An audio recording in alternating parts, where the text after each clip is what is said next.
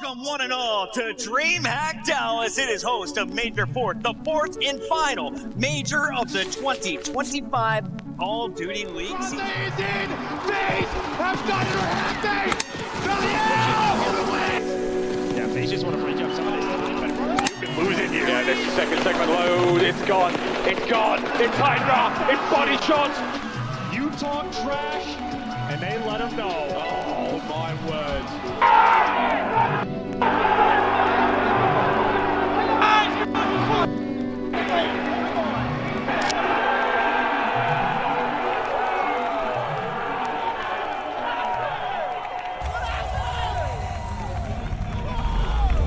Hey, online matches are over, and now we got 3 straight LAN events for the rest of the season, and we're starting in Texas at CDL DreamHack. They have a little bit of everything at this event. You got CSGO, Halo, Call of Duty. It's essentially a whole gaming festival. They even got GeoGuessr, which if you've never watched that, it's absolutely mind-blowing. The creators are everywhere, and the stage is set to be a good one before Champs next month, and championship contention is on the line for OpTic, Rokkr, and Cloud9, making each game extra important. This is the last major of the season and it's gone by so fast, but in this video I'm gonna break down every match from the DreamHack tournament. Major 4 qualifiers turned out to be good for the usual suspects: Surge, LA Thieves, FaZe. Miami found themselves at the top with a 5-0 record, and after their roster change, OpTic found themselves in 3rd, and throughout the stage a few players showed up and showed out, looking to do the same exact thing this weekend. Here's what my bracket is looking like, and day one's already over, so my bracket is chalked already, but it's the thought that counts. The winner's bracket side is still looking good, but everything else is chalked. This was the first event in a very long time where there was multiple streams. We had the Alpha stream in Bravo, and to start on Alpha we had LA Thieves versus Vancouver Surge. That was the grand finals matchup of the last event that LA Thieves just won, and now they're attempting to go back to back. Ghosty opened the weekend in the right way, fresh off of his first championship. Bonds and Ghosty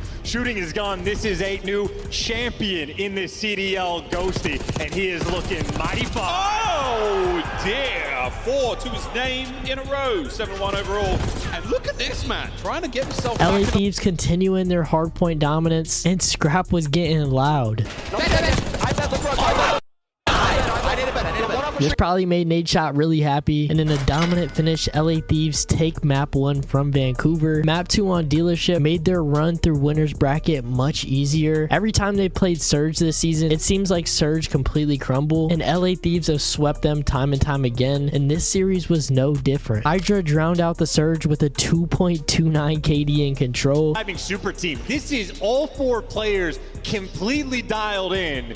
And this might be the most perfect series we have had all year. And it's against Vancouver Surge, who have been back-to-back in grand finals. And they advanced early in the tournament. 04 had a really unusual series. He dropped a 0.46. But best believe 04 is going to bounce back, even if it's not this weekend. LA Thieves dominated to start the weekend, and Envoy had a few words in his post-game. The biggest challenge is just having a good map pool and sticking to our fundamentals. I think even yesterday we were faltering a bit in scrims, but we had a big talk about it, and we moved forward, and that's what we do. So over on the Bravo side of the stream, Rokkr were getting dismantled by Miami. On map 1, we would see a trend that would remain for the rest of the day, and that is none other than Nero's insane hardpoint performances. Nero helped keep the game close with 40 kills in game 1, but they struggled to get control of the last few hills. So even with this insane performance, Miami were able to take the first map. Rancor led map 2 with an 8-1 finish to close out the S&D in record time. The perfect position to find a double, makes it a 2v2 with Nero finding a trade, but now it's all up to Nero. But it's another moment where it's just like Minnesota are waiting for that play through middle, and Nero's just not in position to follow up with the right timing. So now he's in a 1v2. He's seen both members, but it doesn't matter. And legitimately, just the coordination for Minnesota is just so off kilter. And since joining the team, Real has been a true difference maker for Heretics, making plays and bringing the energy to each game. In Vault, he ended with a 1.63 to sweep Rokkr on their first Bravo stream. Can Minnesota establish a line of defense that will have Miami a bit more claustrophobic over the top of A? Nope, not gonna happen. That's 3 dead. There's the last one in front of you, but Kenny gets 2, not enough for the 3rd. Double stack is in. Can you get here in time to touch? No, you cannot. 3-1. By the end of it, Real was the match MVP, and now they're set to take on LA Thieves in the winners bracket. You guys play LA Thieves tomorrow. How are you feeling about that series? I'm feeling great. We're feeling confident. I think we play them at every major, so we're already used to it. Back to the alpha side, OpTic Texas took on Toronto Ultra, and to address the elephant of the room, Mercules is playing his first LAN event for OpTic, just in case you didn't know. This situation is even better because he's facing the team that released him from the last event, which got him onto OpTic in the first place. Merc played really well online, and he has a lot of expectations on him going into this event, but he doesn't have to do much, especially when Hook is doing things like this. But Joe Deceives with a big trade. The trades are on point for Ultra. They've got numbers here for a moment. Hook, though, a chance to play spoiler. Gets it done with a pistol, little slide and dive in. Most of OpTic coming off the spawn and trying to fight back, but it's going to be a triple on the feed. Maybe a quad. Now for Hook. Has to pop the reload, but buying his teammates time to battle back at the point and fight for spawns. Yeah, staying very patient. Mercules is going on a route. He's going to find one with this sub. There is a quick trade. Ultra need this to be a clean P2, but it might not. We got the nuke in takeover mode. By the end of the game, Hook almost had 40 kills, shutting down any aggression coming from Toronto, and dealership search and destroy was a game of runs. Ultra and OpTic traded 3 rounds straight back to back. In the end, Joe Deceives was left in a 1v2, and he couldn't finish the job. Protocol Control put OpTic in some awkward positions on defense, and they couldn't figure out how to counter Ultra's pushes. Either way, Toronto won map 3, forcing a red card hardpoint to begin the reverse sweep. Fortunately for OpTic fans, this did not happen, and OpTic finally translated all these scrim sessions that we've been hearing about and closed out the first series with the rookie. We'll see on the year if they somehow do this. It's just such a scrappy map, right? Like, it's so hard to do on a red card. That's why we haven't really seen it. And well, I don't think that is going to happen. OpTic take map 4. They take the series. Taking down a top 3 team is really big for OpTic, and we will see if this carries them forward against the winner of FaZe versus Cloud9. And Shotzi made it clear who he wanted to play next. FaZe, I mean, come on, that's a simple question there, you know. Now, Cloud9 and Rokkr are the only 2 teams with hopes of contending for champs, but the only way they could do that would be to essentially win the entire tournament. So with that being said, Cloud9 played FaZe in their first round. You gotta be kidding me. FaZe is coming off of an underwhelming top 6 finish at Major 3, which makes this situation even worse for Cloud9. The new Cloud9 roster and FaZe spawned into Rewind, and things got underway. Atlanta FaZe has struggled in hardpoint the last few weeks, and that's what's been holding them back. But they look like a completely different team in this game, and managed to break away on the second set of rotations to take the dub. And remember, last time Cloud9 won this, we asked, did FaZe experiment? Well, seems they fixed the couple of gaps they might have had, my friend. Yeah, it's just been knowing when to pull out 3 ARs or 4 ARs or 3 SMGs, and at no point really throughout. I'm glad Rewind is also back into rotation. It gives SMGs the opportunity to take over, and that's exactly what Simp did. Dealership Search and Destroy would flip the script as Cloud9 managed to get ahead. On top of that, Jaza was receiving friendly fire from himself. I think he hit himself with the RCXD like 2 times. At that point, I'm not even using it no more. But using the momentum from game 2, Cloud9 made it competitive, and on map 3, Kremp was the lifeline for the team. They brought it to a round 5, but they weren't able to keep up with the slaying of FaZe, and eventually lost in the final round. Final segment doesn't come through 15 seconds. You got to touch if you're Cloud9.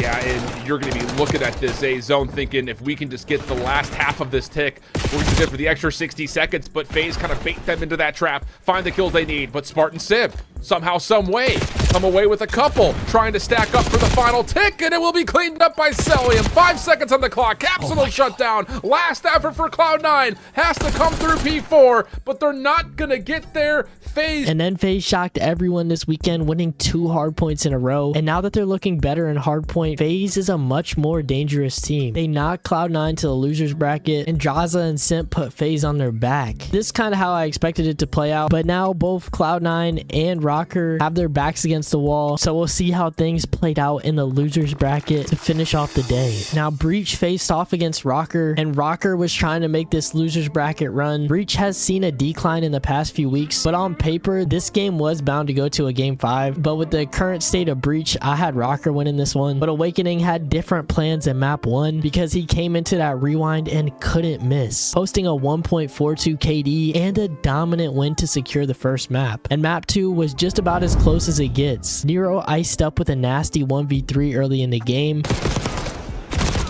He can still get it. The gunshots are there. Awakening. Oh my, Nero! What an ace!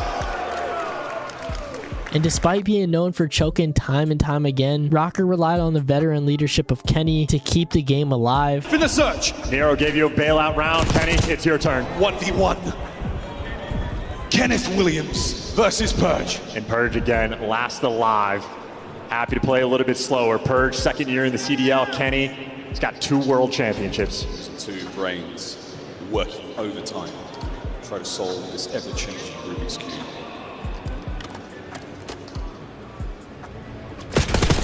And then they kept that momentum to finish strong in round 11. Rokkr barely got away with this S&D, and the same could be said for the control. I mean, their stats in the control were identical. Same amount of kills, same amount of damage, same amount of ticks per round. I mean, it's about as close as it gets. And Rokkr won 2 offensive rounds, but weren't able to close it out in the final one. And if you thought that was wild, wait until you see the ending of map 4. I don't even know how to explain what happened, so I'm just gonna show you instead. Can't stop the clock. His teammates do. The hard point open. Snoopy, stay alive. Stay down. Hellstorm. Here it comes. Survival of the fittest. Boston might just get this done. They are still holding. Once they turn the lead, they will vacate the point. Can he keep them back? Hard point changes hands. Rokkr are in. Yo. Game 5.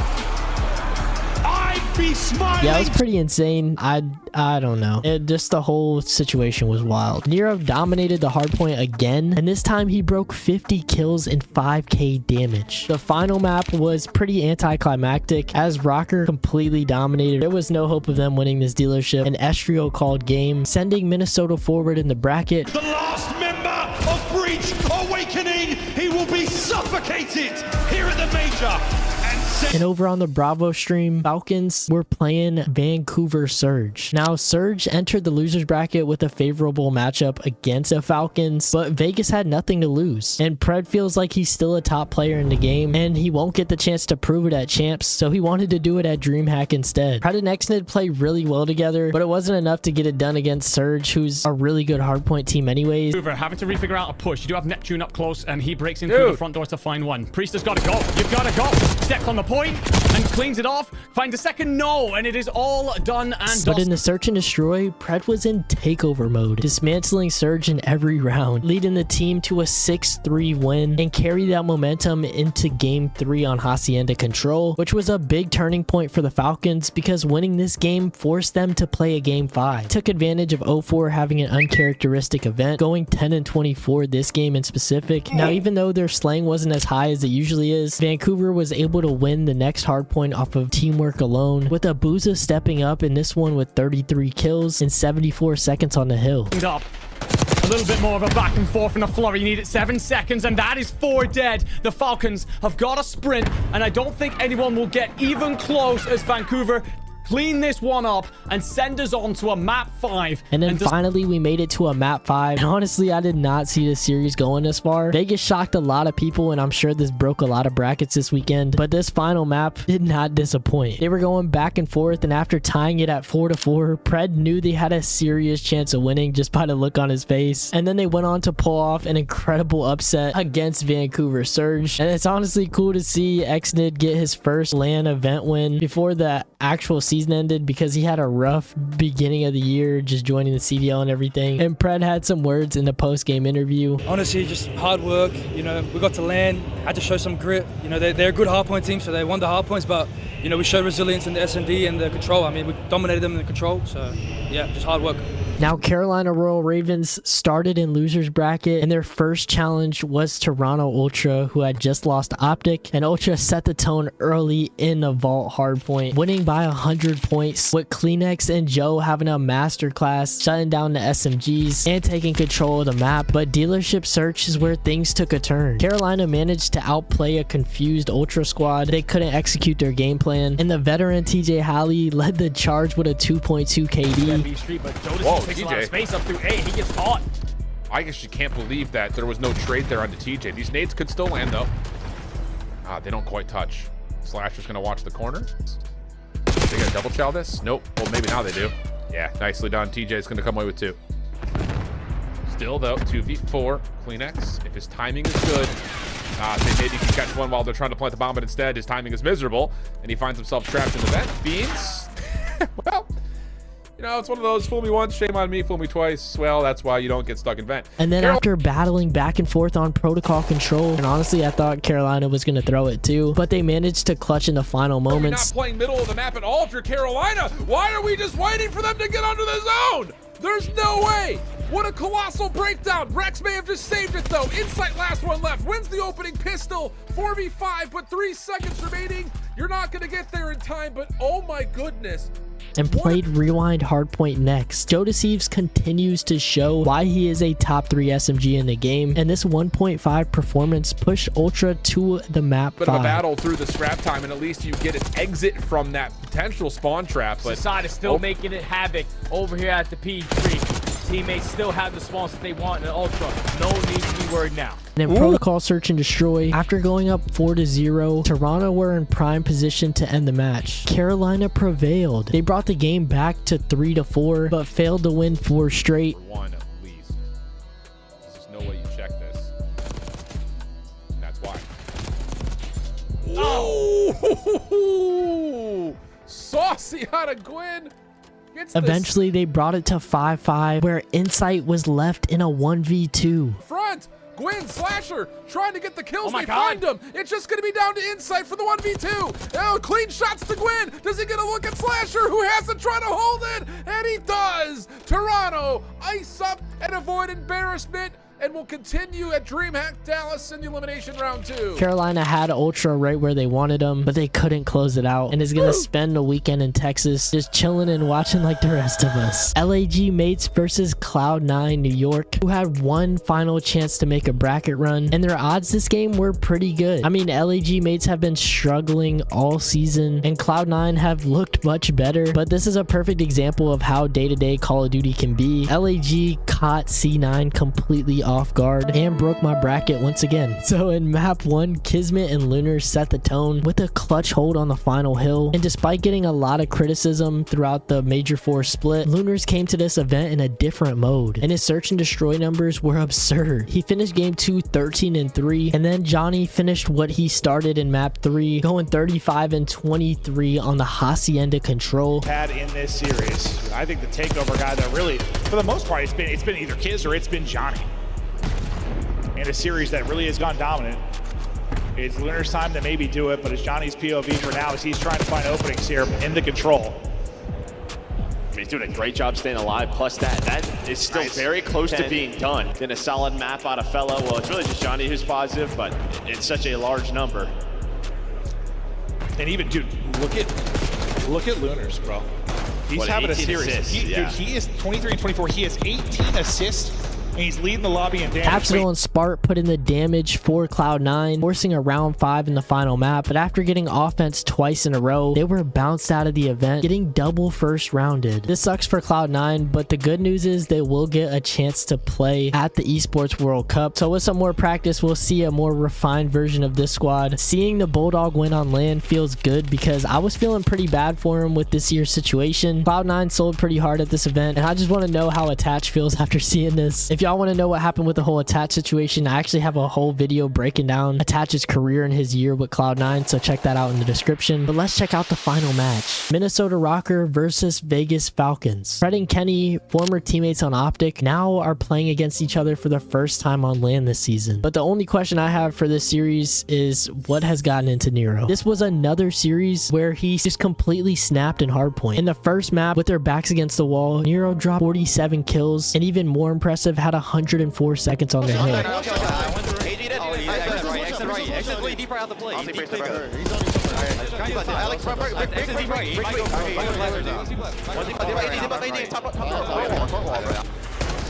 Nero, I mean, the best thing that you can do is get out of his way. He's killing everything. Another 4 spree, 36. They maintain the lead in Nero. This is prime position for Slang. He sees things differently than we do, and he gets the kills. He is in. There's the contest. Geo cleans them up, and that is it. Map number 1. Even with a performance like this, Falcons still kept the game close and kept it competitive. Falcons led the charge in red card, with Pred having another pop-off S&D map. Xnid also showed the clutch factor to keep the game close. The snaps are in. 1v1. Xnid. A roar. Falcons won this S&D and needed a win on control. They have a better chance of winning on control than hardpoint. Now Falcons kept that energy and went into the vault control, winning 3 rounds in a row. In there and stop the clock. No, we cannot. Vegas Falcons take the lead. And a great map to do it. Rokkr, with their backs against the wall now, had no choice but to bounce back. Now this time with a much quieter game from Nero, Kenny and Gio stepped up to fill the slaying and outplayed the Falcons to force a game 5. After 3 series on the day, Minnesota Rokkr was ready to wrap things up. I'm sure they were starting to get tired and wanted to just go chill. So Kenny, being the vet that he is, closed the dealership with an 11-4 performance to beat his former teammate and advance to see another day of competition. Kenny drops him in a 1v1. Nero, the bailout. Got it. It is done. A bang and a whimper. The end Nero of the got the season. match MVP with a 1.51 in hardpoint, and Pred kept it short on Twitter, saying GG's to Rokkr. Been a roller coaster of a year. Time to lock in for the Esports World Cup. Appreciate all the support. Now that we've reached the end of day 1 for Major 4 at CDL DreamHack, we got to look at who's been frying today. And first up, we got Ghosty with a 1.84. Pretty much everyone on LA Thieves was going crazy. Simp and Draza, the nuke went massive, and Real continues to be a strong force for Miami. So we'll see how they carry these performances into day 2. When I thought it couldn't get any better, day 2 brought all the drama, and we gotta look at the bracket for today because almost every single match is must-see TV. And we start the day off with Los Angeles Gorillas mates versus Toronto Ultra. Now, coming off a big win the previous day, LAG mates desperately wanted to make a run despite their champs hopes already being gone. Toronto Ultra had the easy advantage on paper, and they played like it too. The first map wasn't even close, and it's gotta be one of the most dominant hardpoint games of the entire season. Again, fighting through, Ultra able to find the kills to get into the point. 15 needed for the win. Looking to close it out on the P3. Ultra come out firing, LAG come out flat. They spawned into this one dead. Is there 4 dead again? And this is the biggest hardpoint victory of the year. Ass whooping delivered. LAG get thunderstruck. LAG mates could have just called it quits right here, but they did not give up and played the dealership S&D like they had nothing to lose. Lunars set the tone early with the nasty 1v3. I certainly missed some of the action. Lunars, he had some clutches yesterday, trying to ice up today. Able to win the first one, now down to a 1 versus 1. Just not the spot. Timing is brilliant. Childs with the pistol, able to win it. Lunars right and back. helped LAG get ahead. Johnny also had a random pop-off game, going 13-6 to call game, alongside Lunars to take the second map. The beauty of our esport, you've got various modes and different skill sets. Ultra with the bomb plant, looking to push this to the round 11. We'll see if they can hold. Beans got caught in a similar position a couple rounds ago. It was Kleenex ended up being the hero. Beans is going to fall, just trying to let Cronin wait, and they just send it forward, find all 4, sweep them off. Now things started to slow down for them back in the respawns when the game started to speed up, and Kleenex was heating up. Absolutely, absolutely.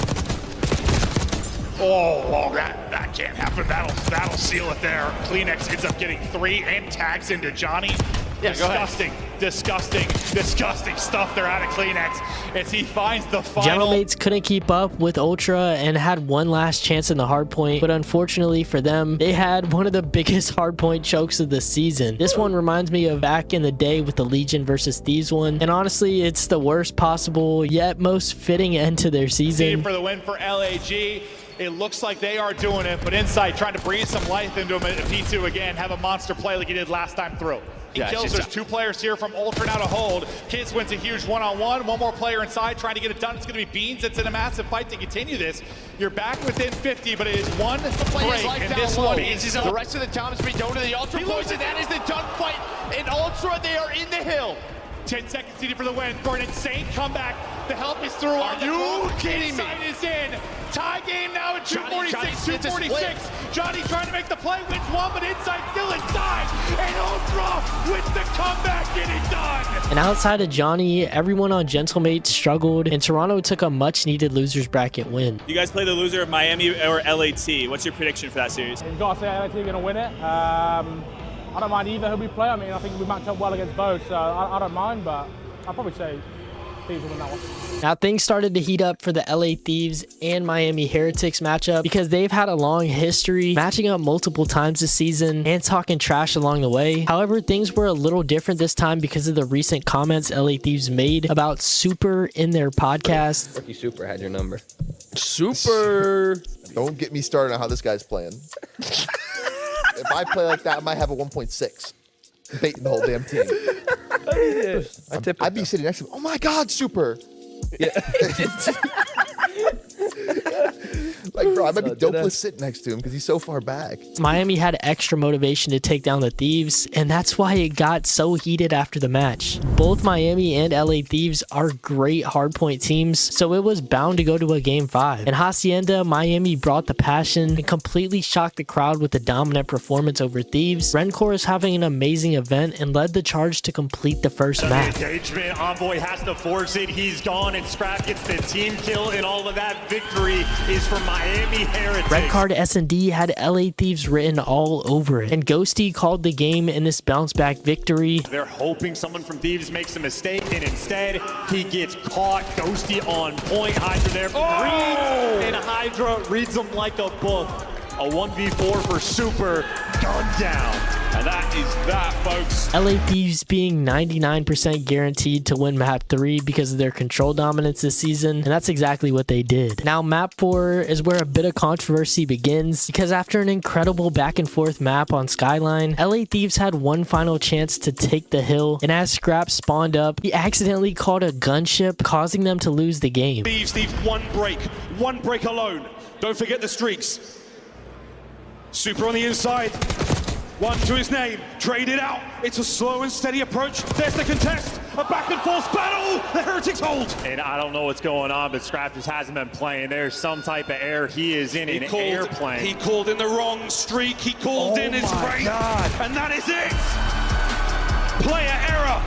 I don't know what's crazier, the fact that he called the gunship in or the fact that he got one to begin with. They lost the game, and following this, all the momentum was shifted in Miami's favor, and they closed it out on the Hacienda search and destroy. Now obviously Super was really excited, and I'm sure his adrenaline was running as he went to go fist bump Scrap, but he hit his hand a bit too hard, and all Scrap saw was red. And we haven't seen something like this since the days of Aches versus Nadeshot, and the DreamHack event has brought out this insane level of competition. Talk trash about the challengers, wrong about that. Talk trash about the kid, and they let him know in game. Super said, GG's LA Thieves. Didn't mean to hurt anyone or to be an a-hole, so I apologize. We go again tomorrow in the winners finals. I'm matching up against FaZe on Sunday. Next, we had the classic OpTic versus FaZe rivalry match, and this is the one that I was waiting for. It's always so much fun to watch these teams go head to head, and they have such a long history between them, going far beyond the CDL. On top of that, this is Mercury's first time playing FaZe, so it's gonna put him to the test. And if there wasn't enough drama on the stage, there was plenty in the crowd. We got storylines everywhere. Mercury's didn't seem the least bit worried matching up against Atlanta, and he started to fry early. But Abizi was putting Dashy into a chokehold. Of this map 1. Oh, Abizi's gripping him. Got one, finding kills. He's done it 4 or 5 times this year, and he's just having his way with them. And OpTic choked on the final dumpster hill to close out the map. Shotzzy that finds an opening through the backside. Shotzzy in 2. OpTic back in, and we've got a tie game. Shotzzy continues to find kills. Will it be Simp? Will it be Shotzzy, who is massive in the final moments as Dashy falls? 246, 246. Nobody's winning here. It's the rotation as Abizi gets a triple. Map 1 is done. After this banger, map 2 followed the same storyline. The protocol S&D was back and forth until the end, and a much fitting round 11 was set. BZ ended the round within the first 5 seconds. FaZe on offense, and Abizi! Of course it's Abizi! Shotzzy and Hoop are gone! bomb is getting planted. This is going to be a miracle. He's up to 12, but he's going to need 15 and a defuse. Can't get in with the utility trophy, going to do its job. He's got both weapons to work with, but simply too many players. Getting this nade was huge, and FaZe iced up in the S&D, but OpTic flipped the script and control. It was a dominant 3-0 showing from OpTic as Dashy and Mercules shut down FaZe. Now OpTic had their chance to make a Sunday appearance early, but Simp shut their hopes down real quick. Peeling Dashy off the head like that, what are we doing? Yeah, I mean, that's probably why Dashy's having that map. Mercules, though, does take her out, but it doesn't matter. He's there for the trade. And, well, Hellstorm is going to be in. Simp finds a 10 spree, the triple on a Shotzi. I feel like every time he plays OpTic, he has one random moment where he starts going crazy, and this map 4 was it. Dashy struggled going 11-32 for the L, and Atlanta FaZe make another Sunday from winner's bracket. OpTic now having a much longer road ahead. Now, to my surprise, LA Thieves and Ultra both had their backs against the wall in the losers bracket, and one of them was going to have to go home before Sunday, and they were prepared for a fight. Not actually this time. On Rewind, Kleenex got off to a hot start on the P2. You want to strip away this time if you can manage it. And they're sending the final 2 players here, so Kleenex picks up 2, and LA Thieves looking like they might want to force it. Kleenex is going to pick them apart. And Ultra held the lead throughout 60% of the map, but after the second set of rotations, Thieves made a comeback and completely took over the last few hills. Thieves dominated the Hacienda S&D, and the SMGs had a pop-off map to take us to vault control. Despite LAT's prior dominance on control, Joe Deceives and Kleenex did not want to exit the tournament in a 3-0 fashion, so they locked in. Beans called game with this 2-piece to force a game 4. It's been an unbelievable performance. 3-1. Hey, I wasn't wrong. It was going to be a 3-1. Starting a potential reverse sweep. Ghosty had different plans, managing to drop 38 kills in the final map, along with 138 seconds on Skyline to stop Ultra's comeback. I love to see when someone fries in the slaying department, but it also makes my heart happy when they're hopping on the OBJ and doing a little bit of everything. Hydra gets his. The last fight of Ultra. Can you charge? No. It's down. It's done. But they secured a spot in losers finals, and Toronto Ultra are sent home packing early. And I'm sure they wanted to make a Sunday, but they have a lot to work on heading into champs, and I'm sure they'll make the adjustments they need to be at the top of their game. But moving on in the tournament, in the final match of the day, it was OpTic Texas taking on Minnesota Rokkr. Kenny, now playing his old team, was also playing for something much bigger: pod champs contention. At this point, Rokkr needs a second place finish at DreamHack to qualify for champs. Now, obviously, OpTic has never made a Sunday with this squad, so this will be big for them heading into champs, and they knew what was at stake, coming out hot in map 1. They got new spawns. Just try to soak this shit. Mid-street, Estro. He's crossing. Watch out, Geo. Inner squad, Geo. Flip card. Geo squad. Watch out, flip card. He's close on you. Close on you, Estro. Get nades over, Nice. Stay alive. Geo weak on me. You're really weak. There's some time. Flip card. I got there. Alright, Nero's there, set that. They kept a 100-point lead throughout the game, and Mercules was not shy of the moment with 32 kills. He followed up with a 12-kill S&D victory over Rokkr. Thought he caught one again. Oh, he's in the right spot. I mean, what a read from Hercules. Read them like a book. 7 in a row. Let's end it on 8. Slam.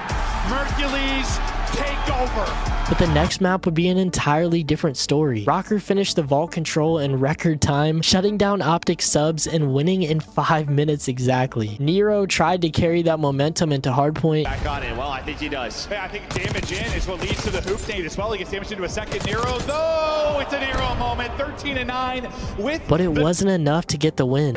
They have to go early. Nero, the first man, he's able to find it. Through the middle of the map comes who? Trying to get to his teammates, but Rokkr are here. 235, 235. Oh! With the double, Shotzi with all 3. Shotzi wins the map. OpTic move on to Sunday.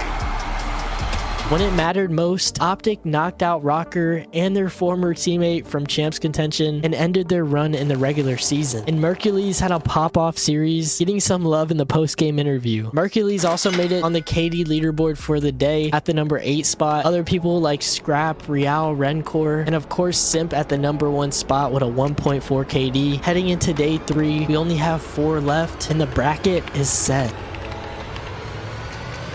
Now going into Champ Sunday, we get to see what the players are playing for. I honestly like this trophy. I think it's pretty clean. It's not as creative as some of the other ones, but definitely a nice piece of hardware. And as we started on Champ Sunday, we had a great matchup with LA Thieves versus OpTic Texas. Now OpTic came out with the new championship whites this weekend and needed to be at their very best if they wanted to beat Thieves. Now Thieves are no stranger to Sundays and had their work cut out for them. The first map was Skyline Hardpoint and Hook spawned in frying.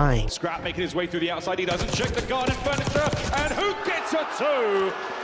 A little bit of a twister spin for the crowd. Yeah, dude, throw in the 360. Now the green wall was going crazy, but there was also a lot of Thieves fans in the crowd, and they were going back and forth. As the game got super close, it came down to the final hill and kitchen. Compound is two for Big Bruce. Goes to the entry. Last man in, Shotzi. OpTic, get the hill.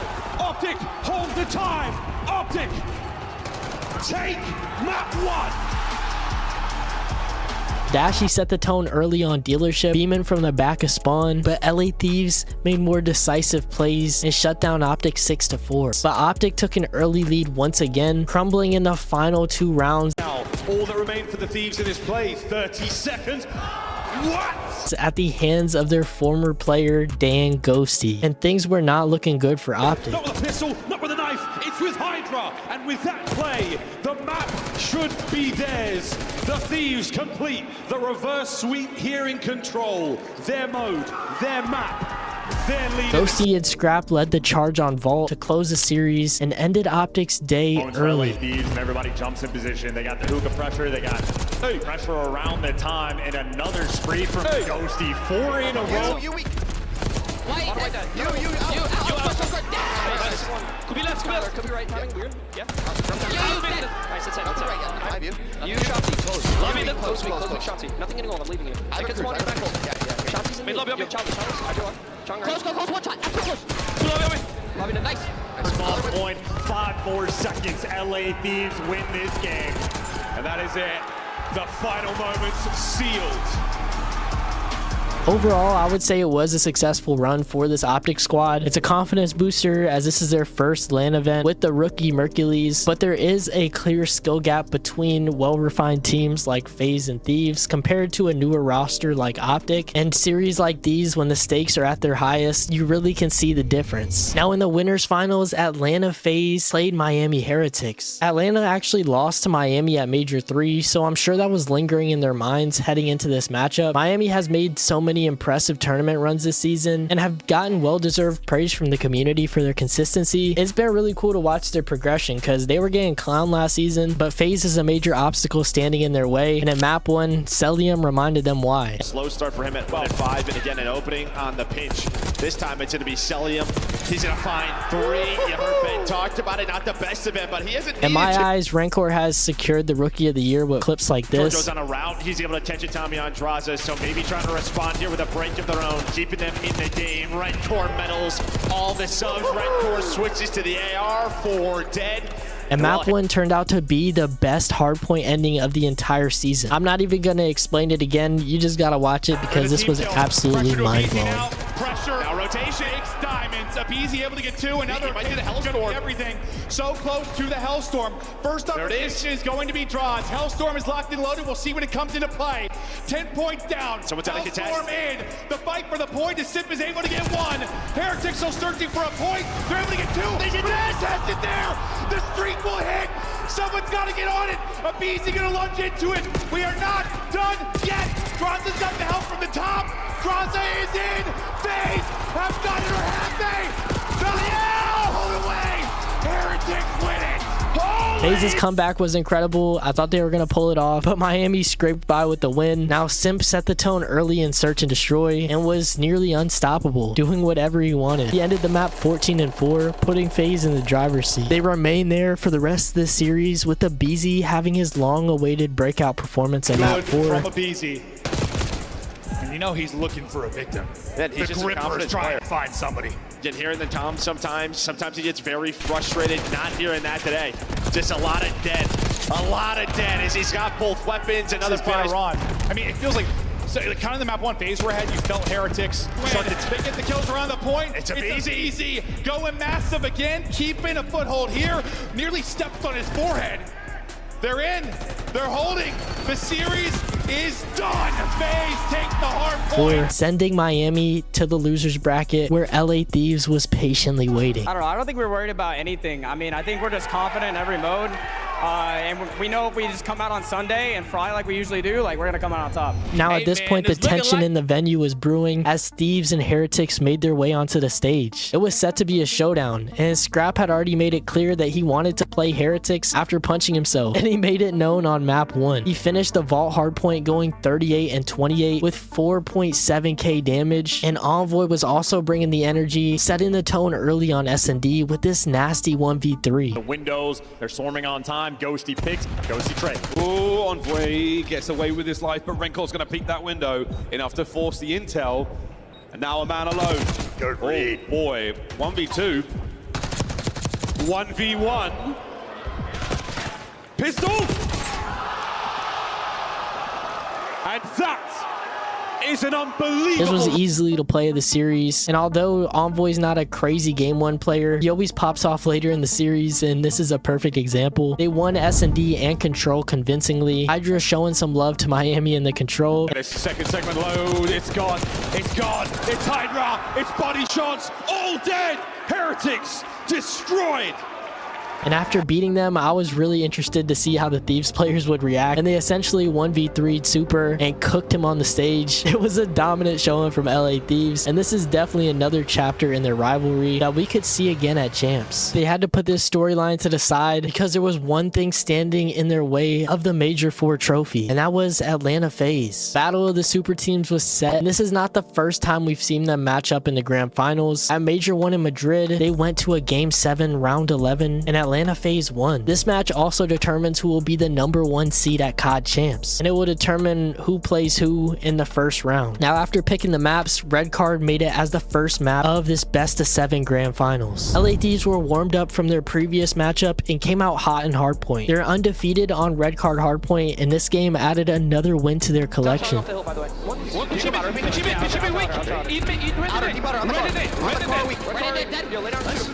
there. I'm actually, yeah, 2 outer, 1 time. Yep. Close outer on me, weak. Alright, 1 outer, 2 on 2 on time.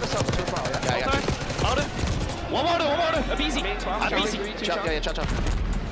Talk to him. We're gonna go all the way up. Low, watch out. Nice, another one there on time. Both ARs.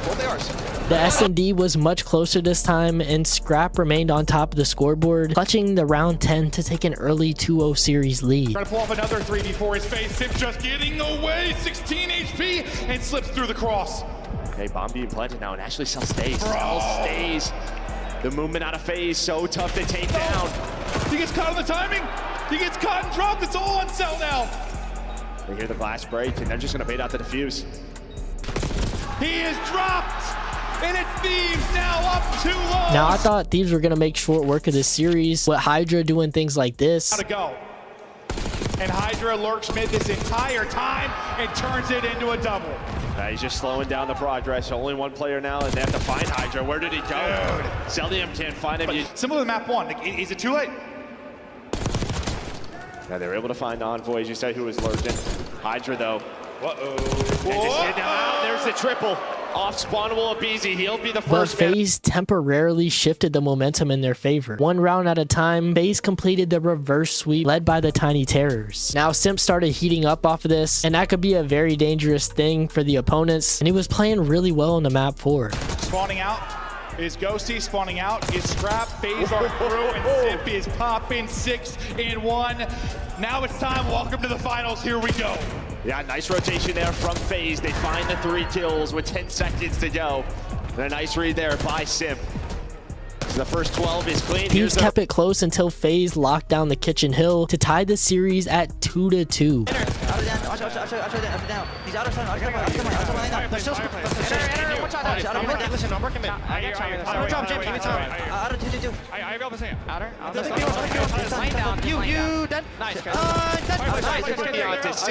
Then they react, able to find Draza. Thieves holding on. FaZe near break. 15 seconds from going up 3-1. Here we go. Abizi with the first Draza with the second. Our teams are fighting. They're in. Simp gets 2 for the win. We are tied up in the grand final, 2-2. Draza started chirping to Scrap, and things started getting interesting. Thieves came out with another strong S&D performance, and Hydra responded to the Tiny Terror's burst of energy by dropping 11 kills on Red Card. The final map of the tournament was Hacienda Control, and Hydra was unstoppable, putting a lid on the tournament and shutting down FaZe 4-2. No trade in yet. Hydra, what's his timing going to be like? Looks like it's going to be good. The movement is there, and that is just incredible out of Hydra. Are you kidding? My God, he is special, and he is... This was a competitive matchup and the best way to end the tournament, and honestly my predictions were not that far off. Besides in the losers bracket, Thieves clutched up when it mattered, and Nadeshot was going crazy. Back to back. Come on. Yo, those veins are popping. Let's go. LA Thieves celebrated their much-deserved back-to-back win, and Scrap won MVP, but he had some words about winning the MVP and even dissed Miami in the process. And today you guys took down OpTic, you guys took down Miami, and you guys took down FaZe to go back-to-back. How does that feel? I mean, come on now. You tried to sneak Miami in there, but we're not going to let that slide. Anyone that wanted that chance, we're ready. It's Scrap, everybody. Make some noise for him. Yo, I don't give a about any of these MVPs. What we went through this past tournament was an absolute grueler, and I just can't be more proud to play with these guys and win these tournaments, so I appreciate everyone. Regardless, it was an incredible event from him and the LA Thieves squad, and they are looking like the top team heading into Champs. The Champs bracket is set, and here's a look at the winners round 1 for Champs set next month, and also here's a look at the season standings. Breaking Point came out with a wild stat that this is the first time in the history of the CDL that FaZe are not the #1 seed for the regular season. LAT took their spot this time around, but it's a testament to their dominance with Simpcelium and Abizi. Even watching from home, I could tell that the DreamHack event was something special. There was so much passion from the crowd and the players, and I think I even seen something about the event being sold out at one point, which is a huge step in the right direction. I love seeing COD involved with other esports, and I believe we need more events like this in order to see the scene grow. But that's a wrap on the electric CDL DreamHack in Dallas. We had a little bit of everything in this video. LAT made their losers bracket run. Nero had an incredible weekend individually. Vegas Falcons had shocking upsets in the losers bracket. We saw veterans prove that they still have the ice, and newcomers show that they belong on LAN. Now with that said, let me know your thoughts on the event down below. It was really fun to watch, and I can't wait to watch the next 2 LAN events with Champs and EWC right around the corner. But I hope you guys have a great week, and I'll see you guys in the next one. Until then, peace.